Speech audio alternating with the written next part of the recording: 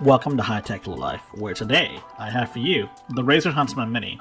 This is a brand new product that I'm actually reviewing within a week of its release. Wow. The 60% keyboard is sort of considered tech chic. I think I've mentioned that before. It's not something everyone has, and it's not something everyone wants. However, many enthusiasts say it's very stylish. And almost every major keyboard manufacturer, such as Logitech, SteelSeries, Rocket, Corsair, and HyperX, they don't make these sort of 60% keyboards, but Razer is the first of these major brands to make such a keyboard. Razer used to have this sort of reputation for being extremely good back when they used Cherry MX switches for their keyboards. And then they gained this reputation for, I guess, being crap. I'm not really sure if that's warranted or if that's just because a lot of really bad players tend to throw their crap around. I can tell you that my original Death Adder hasn't broken yet from like 7 years ago. I don't use it anymore, obviously, but yeah. They're starting to make critically acclaimed products again. So my question is, can this keyboard tango with the best of the best? The unboxing experience is really simple because there isn't really a whole lot that comes in the box. It comes with instruction manual and a thank you note from the CEO himself. And it comes with, well, the USB Type-C wire and the keyboard itself.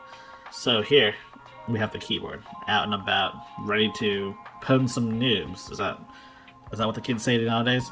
The kickstand in the back has two different levels that you can open up. You can open up a bottom level and you can open up a more bottom level, I guess. From first glance, I can tell you that the keyboard looks quite nice. I do like the keycaps here. I do like how nice the font looks here. It doesn't look as gamery as I remember old Razer being. And there's some side legends on there in case you forget what the function keys do. Razer probably has the best RGB in the industry, and the colors look like what they should. The one gripe I have is that Razer claims that you can use any USB Type-C cable, but I have this right-angled one that I really like using, and I can't fit it in, so that's that. Razer uses double-shot PBT plastic for their keycaps, which is really good, and it feels great in the hand.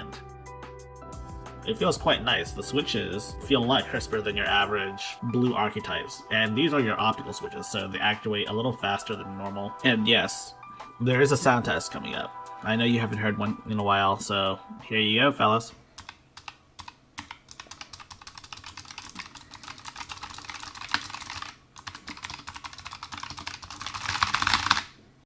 So this is Razer Synapse. You've probably seen it before, but what's interesting is that Razer Synapse actually installs itself when you plug in the keyboard for the first time. Assuming that you're connected to the internet, of course. First time. Like most 60% keyboards, this keyboard is fully programmable thanks to Razer Synapse.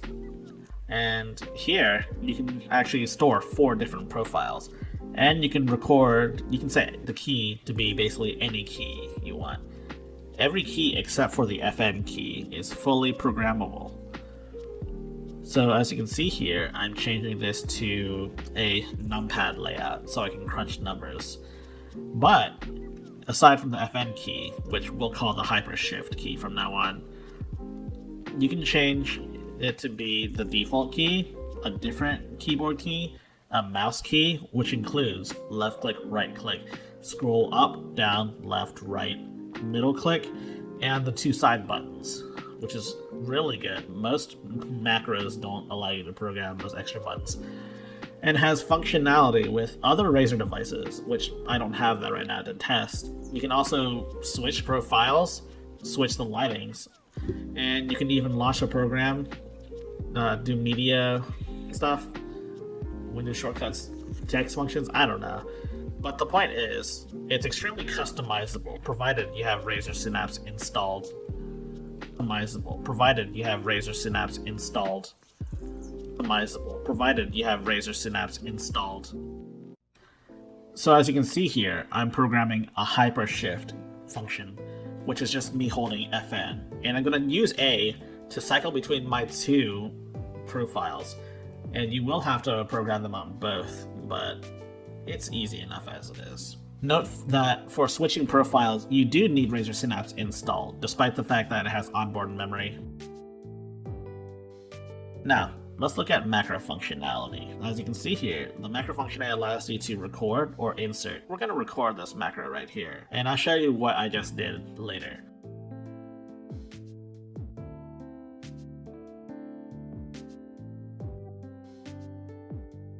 As you can see here, the timing is perfect. It tells you exactly the delay, and even so, you can insert all sorts of things in case you're not satisfied. So we're going to do that right now, actually. We're going to do something called type text, in which pressing this automatically types out text. This automatically types out text.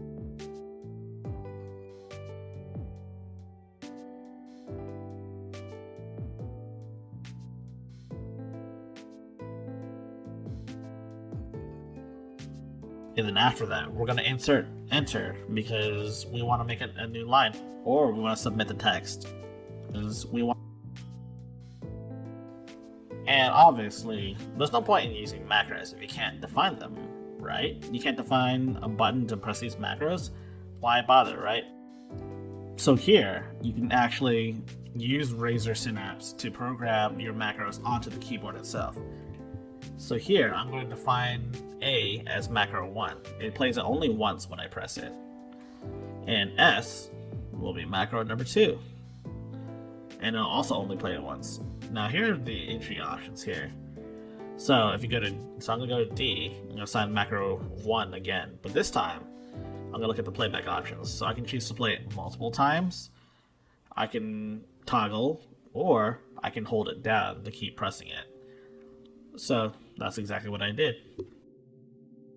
Here's a demonstration right here.